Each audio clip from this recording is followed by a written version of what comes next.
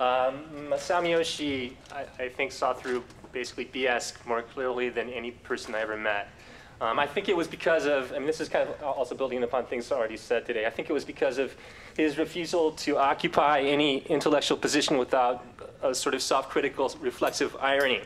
I think he was a very ironic kind of guy. That refusal to kind of take any one position did not, however, I think, make him wishy-washy or weak in any way. It was a mark, again, to kind of build upon what was said earlier, a mark of his fearlessness. It takes a lot of guts, I think, to have that sort of like not firm, permanent sort of position, which he sort of refused.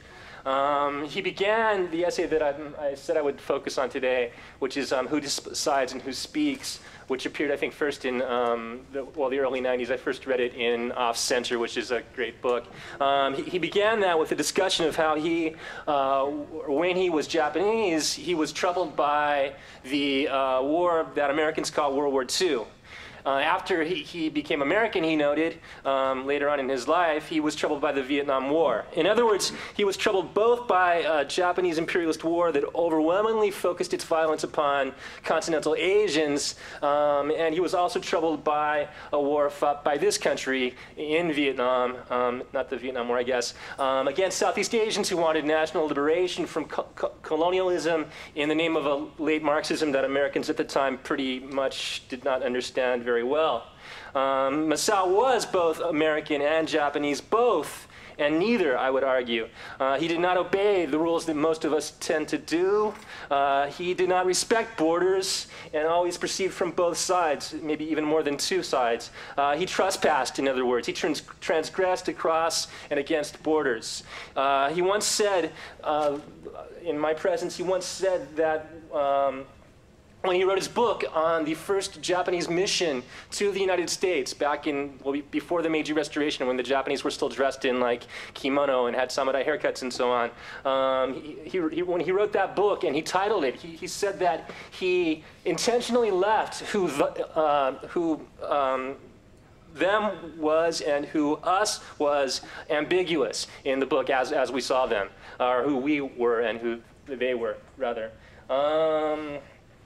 I think that kind of quality of it not really taking, again, sort of one position or the other was the key to his brilliance. He was what many might call, or what he would have called, dialectical. He saw contradiction when others saw harmony, and he saw connections when others perceived only disjunction or separation. I think that's key to what he meant when he said totality. He was an ironist, in other words. He was an ironist, and that's why he had a great sense of humor. But as many would argue, irony is very serious business as well. Later in the essay, Who Decides and Who Speaks, he addressed the way that post-World War II Japanese intellectuals became obsessed with something called shutaisei. Shutaisei can mean, as he noted, subjectivity, subjecthood, independence, and identity. Those Japanese intellectuals he discussed believed that shutaisei was at the foundation of everything Western, namely, quote, individualism, democracy, liberalism, libertarianism, subjectship, subjectism, and libertinism, all of which Masao wryly commented supposedly flourished, quote, without bound due to shutaisei. The intellectuals of a defeated Japan, in other words, sought an answer to what supposedly went wrong, which resulted in defeat in 45, in a lack of this thing called shutaisei, meaning that, for example, because the Japanese lacked the autonomy to think for themselves, they didn't possess the moral backbone and necessary to think critically, and thus they followed the leader, and the leader could be Tojo or Hirohito, you can take your pick, into the dark valley of oppression, both at home and abroad, and ultimately marched into the disaster of abject defeat. But Masao Miyoshi perceived things off-center, not taking up a Japanese position or an American position, but taking both and neither. This enabled him to see and point out how utterly preposterous it was for Japanese to bemoan their lack of shutaisei, because whatever Shitaisei they had, whatever Shitaisei Japanese had, was exactly what had enabled them to become fully industrialized, fully modern, and fully imperialist before 1945, just like the fully modern, industrialized, and imperialist countries of the West, largely which formed the enemies of Japan in the years of that war. The funniest part of Who Decides and Who Speaks is when he notes that Japanese uncritically pursuing essentially the West's Shitaisei ironically proved that they didn't have it. But in the same passage, he suggests that it is possible for us all to learn something from the Japanese and both reject Shutaisei and the suffocating regimentalism, this is a quote, the suffocating regimentalism of conformism and collectivism. Again, he was off-center in a sense, so he could see it from two perspectives. Shutaisei could be bad, and yet we can reject it while also not accepting the kind of conformism that he and others have associated with Japan. Of course, as Masao suggested, Shutaisei might also translate as arrogance, haughtiness, or a sense of entitlement. And that's precisely the qualities, or set of qualities, that enabled the West, following Columbus, to master the planet.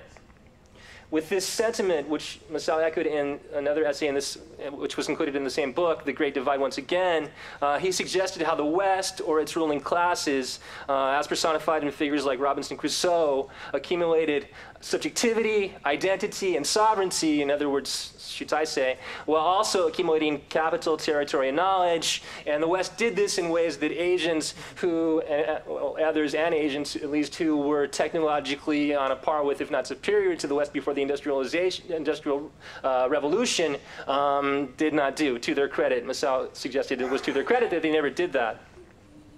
Like much of Masao Miyoshi's work, Who Decides and Who Speaks focuses on Japan.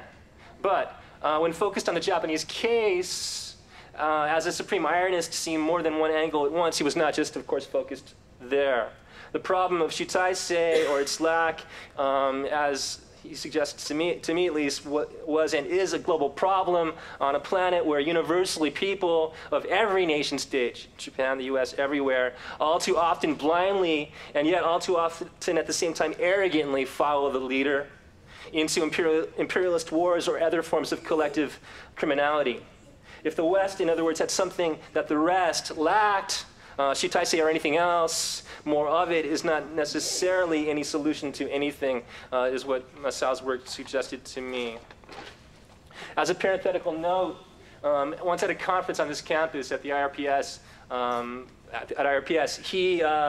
he was responding to the theme of the conference, which was, is Japan democratic?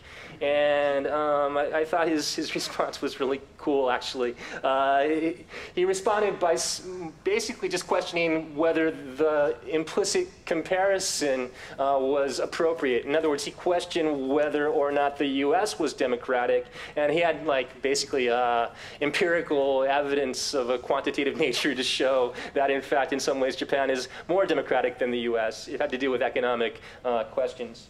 It's the same, in essence, with this Shutaisei question, I think. The question being something like, does the West really have it? And these are questions that the Japanese intellectuals he critiques didn't really ask. Maybe not, is a response I would have, and I think he would have. And if it does, if the West has this Shutaisei thing, then is that a good thing? And again, a response he suggested to me that I would agree with is probably not. His work interrogated these issues. And he continues to inspire us to do the same, because unlike many other scholars, Japanese, American, whatever, in the late 1940s, as was the case with the ones he discussed in this essay, or even now, he refused or rather he focused his critique on a historically unfolding totality, the planetary as a synchronic and diachronic global whole. There were no alibis and no scapegoating for him. No intellectual straw men, no place over there that was not connected to over here. He pretty much escaped all exceptionalisms, in my estimation, vis-a-vis Japan, the West, and in general.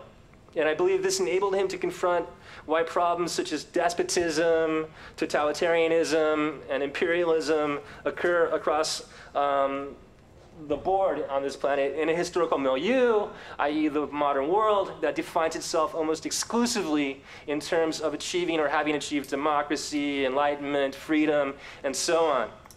He clearly saw such contradictions, and like the one and only person in the room with the clarity and or honesty to register the complete nakedness of emperor and empire with an unmatchable, bitingly humorous tone, he continually pointed out this contradiction.